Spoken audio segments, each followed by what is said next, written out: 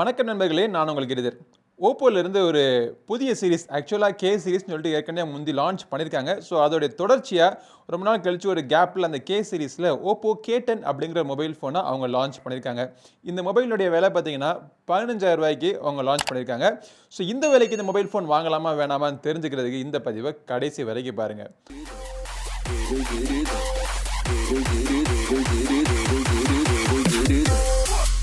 Oppo K10 இந்த mobile ஃபோனுடைய box packaging பார்த்தீங்க அப்படின்னா ஒரு புதுவிதமான கலரில், அதாவது க்ரீன் கலரில் பிளாக் கலர் பிராண்டிங் போட்டு ஒரு வித்தியாசமான ஒரு பாக்ஸ் பேக்கேஜிங் டிசைனில் அவங்க லான்ச் பண்ணியிருக்காங்க. நம்மக்கிட்ட வந்தது 6GB மற்றும் 128GB வேரியண்ட். இந்த மொபைல் ஃபோனுடைய பாக்ஸுக்கு பின்னாடி விலை விவரங்கள் மட்டும்தான் போட்டிருக்கு. பாக்ஸை திறந்தோம் அப்படின்னா உள்ளுக்குள்ளே ஒரு குட்டி பாக்ஸ் இருக்குது. ஸோ அதுக்குள்ளே ஒரு டிபியூ ஜெல் கேஸும் யூசர் மேனுவல் கொடுத்துருக்காங்க. சிம் எஜெக்டர் பின்னும் இருக்குது. அதுக்கு கீழே இந்த மொபைல் ஃபோன் இருக்குது. அதை எடுத்துகிட்டு பார்த்தோம் அப்படின்னா 33 வாட் சார்ஜர் கொடுத்துருக்காங்க. அதோட சார்ஜிங் பண்ணுறதுக்கு ஒரு USB டைப் C கேபிளும் கொடுத்துட்டாங்க. இவ்வளோ தான் பாக்ஸ் கண்டென்ட். ஸோ பாக்ஸை ஓரமாக வச்சுட்டு நம்ம மொபைல் எப்படி இருக்குது அப்படிங்கிறத பார்ப்போம்.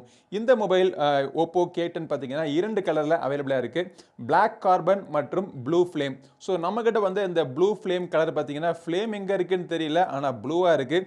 மொபைலுடைய டிசைன் பார்க்குறதுக்கு கொஞ்சம் ஒரு ஃப்ராஸ்டி ஃபினிஷிங்கில் கொடுத்துருக்காங்க. மேலே மட்டும் இந்த கேமரா இருக்கிற இந்த ஏரியாவில் மட்டும் லைட்டாக ஒரு கிளாசி ஃபினிஷிங் இருக்குது. அங்கே 10K அப்படின்னு போட்டிருக்காங்க.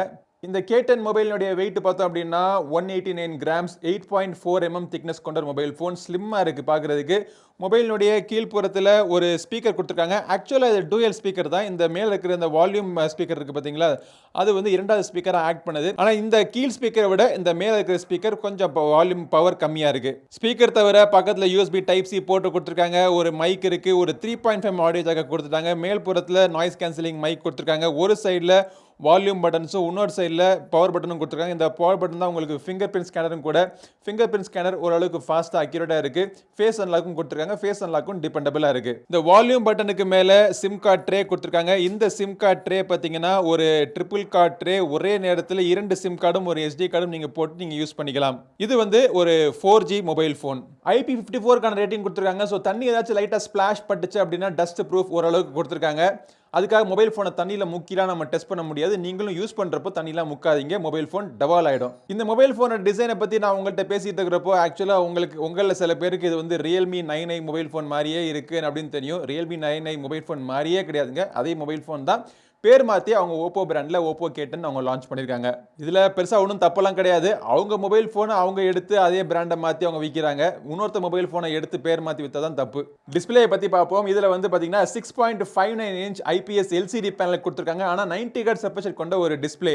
டிஸ்பிளேயோட பிரைட்னஸ் நல்லா இருக்குது. வியூவிங் ஆங்கிள்ஸ், கலர் அக்யூரசி, இது வந்து LCD பேனல் அப்படிங்கிறதுனால கலர் அக்யூரசியுமே நல்லா இருக்குது. ஃபுல் HD ரெசல்யூஷன் கொண்ட ஒரு பேனல். கேம் விளையாடுறப்பெல்லாம் நல்லா டச் ரெஸ்பான்சிவ்னஸ் ஃபாஸ்ட்டாக இருக்குது. அப்ளிகேஷன் யூஸ் பண்ணுறதுக்குமே இந்த 90 Hz ரெஃப்ரெஷ் ரேட் கொண்ட ஒரு டிஸ்பிளே இந்த ப்ரைஸ் செக்மெண்ட்டில் ஒரு ஃபாஸ்ட்டான எக்ஸ்பீரியன்ஸ் கொடுக்குறனால ஒரு நியர்லி ஒரு ப்ரீமியம் எக்ஸ்பீரியன்ஸ் டிஸ்பிளே பொறுத்த வரைக்கும் நமக்கு கிடைக்குது. கேமரா பற்றி பார்ப்போம். பின்புறத்தில் அவங்க 2 கேமரா இருக்கிற மாதிரி ஓட்டை இருந்தாலும் ஆக்சுவலாக இவங்க வந்து சிங்கிள் ஒரு 50 மெகா பிக்சல் மெயின் கேமரா தான் இருக்குது. அதுக்கப்புறமா இருக்கிற இந்த பெரிய ஓட்டையில் ஒரு 2 மெகா பிக்சல் அல்லக்கை மேக்ரோ சென்சரும், ஒரு சின்ன ஓட்டையில் இன்னொரு 2 மெகா பிக்சல் டெப்த் சென்சரும் கொடுத்துருக்காங்க. இரண்டுமே தேவையில்லாத ஒரு சென்சர்ஸ் தான், நமக்கு தெரிஞ்ச விஷயம் தான் இது. பட் அதை அவங்க நிறுத்த போகிறது கிடையாது. ஃப்ரண்ட்டில் பார்த்தீங்க அப்படின்னா பொட்டுனாச்சுக்குள்ள 16 மெகா பிக்சல் கேமரா கொடுத்துருக்காங்க. இந்த மொபைல் ஃபோனால 4K வீடியோஸ்ல ஷூட் பண்ண முடியாது. மேக்ஸிமம் 1080 வீடியோஸ் ஃப்ரண்ட் அண்ட் பேக்ல நீங்க ஷூட் பண்ணிக்கலாம். எலக்ட்ரானிக் இமேஜ் ஸ்டெபிலைசேஷன் கிடையாது. ஓப்போ K10 மொபைல் ஃபோனுடைய ஃப்ரண்ட் கேமரா இருக்கக்கூடிய வீடியோ நடந்துகிட்டே பேசுறதுனால ஷேக்கராக இருக்கான்னு பாருங்க. ஆடியோ குவாலிட்டி, வீடியோ குவாலிட்டி எல்லாம் எப்படி இருக்குன்னு நோட் பண்ணுங்க. ஃபோட்டோ சாம்பிள்ஸ் பார்த்தாலே உங்களுக்கு தெரியும். இந்த 50 மெகா பிக்சல் கேமரால லைட் நல்லா இருந்துச்சு அப்படின்னா டீடைல்ஸ் ஓரளவுக்கு நல்லா பண்ணியிருக்காங்க. கலர் அக்யூரசி நல்லா இருக்கு. ஓவர் சேச்சுரேஷன் இல்லாம எக்ஸ்போஷர், பிரைட்னஸ் எல்லாமே நல்லாவே இருக்கு. டைனாமிக் ரேஞ்ச் ரொம்ப ஒன்றும் சொல்லிக்கிற மாதிரி இல்லை. பட் இது வந்து ஒரு mid range to entry level mobile phone அப்படிங்கறதுனால பரவாயில்ல. லோ லைட் பெர்ஃபார்மன்ஸ்ல இமேஜ்ல கொஞ்சம் நாய்ஸ் தென்பட்டாலும் டீடைல்ஸ் நல்லா இருக்கு. ஓரளவுக்கு நைட் மோட்ல கலர்ஸும் பிக்கப் பண்ணுது. 2 மெகா பிக்சல் மைக்ரோ கேமரா சொல்லிக்கிற மாதிரி பெருசாக ஒன்றும் இல்லை. அதுக்கு பதிலாக அந்த 50 மெகா பிக்சல் கேமராலே நல்லா நீங்கள் க்ளோஸ்அப்பில் போய் நீங்கள் ஃபோட்டோ எடுத்து அதை நீங்கள் ஜூம் பண்ணி நீங்கள் கிராப் பண்ணிக்கலாம். Front camera 16 mega pixel selfies நீங்கள் எடுக்கிறப்போ செல்ஃபீஸோடைய குவாலிட்டி நல்லா இருக்குது. லைட் நல்லா இருந்துச்சு அப்படின்னா ஸ்கின் டோன்ஸும் பார்த்தீங்கன்னா ஓரளவுக்கு நல்லாவே பண்ணியிருக்காங்க. ஓவர் எக்ஸ்போஷரோ இல்லை ஃபோட்டோ வெளுத்தாப்புலையோ கிடையாது. லோ லைட் செல்ஃபீஸுமே ஓரளவுக்கு நல்லா இருக்குது. போர்ட்ரேட் ஷாட்ஸ் ஃப்ரண்ட் கேமராவில் எட்ஜ் டிடெக்ஷன்லாம் சுமாராக தான் இருக்குது. ரியர் கேமராவில் எட்ஜ் டிடெக்ஷன் ஓரளவுக்கு நல்லா இருக்குது. பேக்ரவுண்ட் பிளரிங்கும் நேச்சுரலாக இருக்குது. இந்த மொபைல் ஃபோன் Oppo K10ல அவங்க Snapdragon 680 கொடுத்திருக்காங்க. இன்டர்னல் ஸ்டோரேஜ் ஒரே ஆப்ஷன் தான், உங்களுக்கு 128GB கொடுத்திருக்காங்க. ஆனா RAM பாத்தீங்கன்னா 6GB மற்றும் 8GB வேரியன்ட் அவங்க கொடுத்திருக்காங்க. 6GB போதுமானது. மொபைல்ல NFC எல்லாம் கிடையாது. L1 வைட்பேண்ட்கான சப்போர்ட் இருக்கு. தேவையான எல்லா சென்சர்ஸும் கொடுத்திருக்காங்க. இந்த மொபைல் போன்ல ஒரு mid range to high end mobile phone நீங்க போட்டு நீங்க தாராளமா நீங்க விளையாடலாம். ஆனா கிராபிக்ஸ் லெவல்ல மீடியம் கிராபிக்ஸ்ல வச்சீங்கன்னா உங்களுக்கு ஒரு டீசென்ட்லி ஒரு ஸ்மூத்தான கிராபிக்ஸ் உங்களுக்கு கிடைக்கும். ஹை கிராபிக்ஸ் மோட்ல எல்லாம் போட்டு விளையாடணும்னு இந்த பிரைஸ்ல நீங்க எதிர்பார்க்காதீங்க. பட் கேம்ஸ் தவிர நீங்க யூஸ் பண்ணக்கூடிய Android அப்ளிகேஷன்ஸ் நிறைய அப்ளிகேஷன்ஸ் போட்டு நீங்க தாராளமா நீங்க யூஸ் பண்ணிக்கலாம். மெமரி மேனேஜ்மெண்ட் நல்லா பண்ணிருக்காங்க. யூஐல எந்த இடத்துலயும் லாக் கிடையாது. யூஐ பாத்தீங்க அப்படின்னா அவங்க ColorOS 11.1 கொடுத்திருக்காங்க. இந்த 11.1 வந்து Android 11 மேல ஸ்கின் பண்ணப்பட்ட ஒரு யூஐ. Android 12 கொடுத்துட்டாங்கன்னா நல்லா இருந்திருக்கும். பட் பரவாயில்ல, இந்த ColorOSல பாத்தீங்கன்னா நிறைய இன்ட்ரெஸ்டிங்கான ஃபீச்சர்ஸ்லாம் கொடுத்திருக்காங்க. இப்போ முக்கியமான விஷயம், எங்கேயுமே உங்களுக்கு ஆட்ஸ் வராது. ஒரு சில ப்ளோட்வேர்ஸ் இருக்கு. இந்த பேஜ்ல இருக்கக்கூடிய முக்காவாசி அப்ளிகேஷன்ஸ் பாத்தீங்க அப்படின்னா கம்ப்ளீட்டா ப்ளோட்வேர்ஸ் தான். இதெல்லாம் நீங்க அன்இன்ஸ்டால் பண்ணிட்டு நீங்க யூஸ் பண்ண ஆரம்பிச்சீங்க அப்படின்னா உங்களுக்கு ஒரு நீட்டான ஒரு யூஐ எக்ஸ்பீரியன்ஸ் உங்களுக்கு கிடைக்கும். பட் இந்த மொபைல் போனுடைய இன்னொரு பிரதான ஹைலைட் என்னன்னு பாத்தீங்க அப்படின்னா இதுல இருக்கக்கூடிய 5000 mAh கான பேட்டரி. அதை சார்ஜ் பண்றதுக்கு 33 வாட் சார்ஜர் கொடுத்திருக்காங்க. நம்மளுடைய சார்ஜிங் டெஸ்ட்ல இந்த mobile phone 0 to 100% full charge ஆகிறதுக்கு 73 மினிட்ஸ் ஆச்சு. அதாவது 1 hour 13 minutes.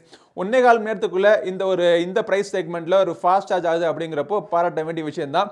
ஒன்ஸ் சார்ஜ் ஆயிடுச்சுன்னா இந்த மொபைல் போன் உங்களுக்கு 2 days வரைக்கும் உங்களோட யூசேஜ் பொறுத்து தாக்கு பிடிக்கும். இந்த மொபைல் போன் வாங்கலாமா வேணாமான்னு கேட்டீங்க அப்படின்னா இப்பதான் ரெட்மில இருந்து அவங்களுடைய ரெட்மி 10 அப்படின்னு சொல்லிட்டு இதே Snapdragon 680 யோட மொபைல் போனை லான்ச் பண்ணிருக்காங்க. ஆனா அந்த மொபைல் போனுக்கு இந்த மொபைல் போனுக்கு என்ன வித்தியாசம்னு பாத்தீங்கன்னா அதுல வந்து 18 வாட் சார்ஜர் தான், 60 Hz ரெஃப்ரெஷ் கொண்ட ஒரு டிஸ்ப்ளே, 5 மெகாபிக்சல் ஃப்ரண்ட் கேமரா. உங்களுக்கு 33 வாட் சார்ஜர் வேணும், 16 மெகாபிக்சல் ஃப்ரண்ட் கேமரா வேணும், 90 Hz டிஸ்ப்ளே வேணும்னு நினைச்சீங்கன்னா இந்த Oppo K10 இல்ல இதே மாதிரி இருக்கக்கூடிய இந்த Realme 9i மொபைல் போனை நீங்க வாங்கலாம். சோ அல்டிமேட்லி உங்களுக்கு எது வேணுமோ அதை பொறுத்து நீங்க சூஸ் பண்ணிக்கலாம். அப்படி சூஸ் பண்றதுக்கு இந்த வீடியோ உங்களுக்கு ஹெல்ப்ஃபுல்லா இருந்திருக்கும்னு நினைக்கிறேன். இந்த பதிவு பிடிச்சிருந்தா லைக் பண்ணுங்க. நம்ம சேனலுக்கு இன்னும் சப்ஸ்கிரைப் பண்ணாதவங்க சப்ஸ்கிரைப் பண்ணிட்டு கூடவே இருக்கிற பெல் பட்டனை பிரஸ் பண்ணிடுங்க. அடுத்த ஒரு பதிவு உங்களை மீண்டும் சந்திக்கும் வரை உங்களிடம் விடைபெறுவது உங்கள் நண்பன் கிரிதர். வாழ்க தமிழ், வளர்க பாரதம். நன்றி, வணக்கம்.